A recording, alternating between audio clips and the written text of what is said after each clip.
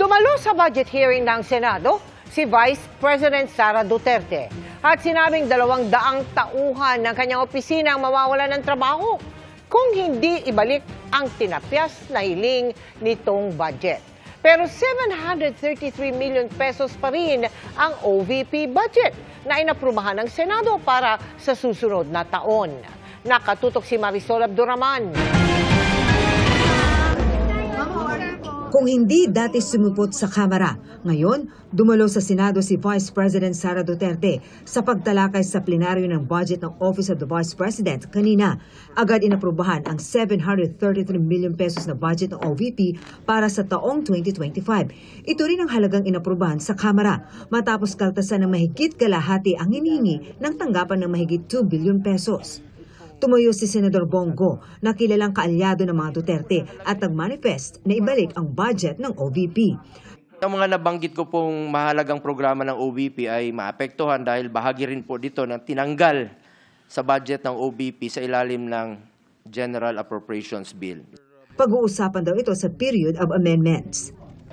Bagamat ipinauubayan na raw ni Vice President Sara Duterte ang kanilang budget sa Kongreso, umaasa siyang maibabalik ang kanilang proposed budget na 2 billion sa 2025.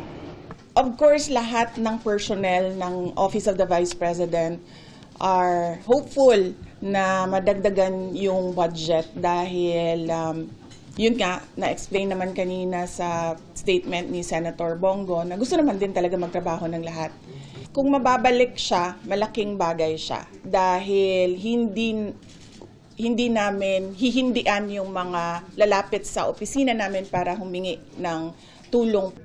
Ayon sa BICE, kung hindi raw maibabalik ang kanilang budget, nasa 200 personnel daw nila ang inaasahan na mawawalan ng trabaho. Particularly sa satellite offices na mawawalan ng trabaho. Marami-rami din yun. Karamihan sa mga satellite offices. Meron din dito dahil malaki din yung operations ng National Capital Region.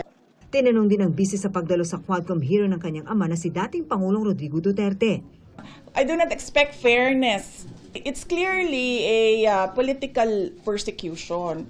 Nakita ko na nga, ilang beses ko na inulit.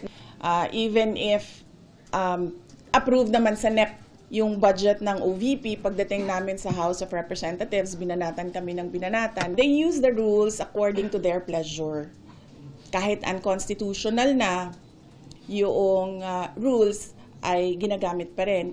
Nang tanungin kung nag-aalala ba siya sa ama, I don't think na pupunta siya dyan kung sa tingin niya hindi niya kaya or mahina siya health-wise. So, he'll be okay. Para sa GMA Integrated News, Marisol Abduraman, nakatuto 24 oras.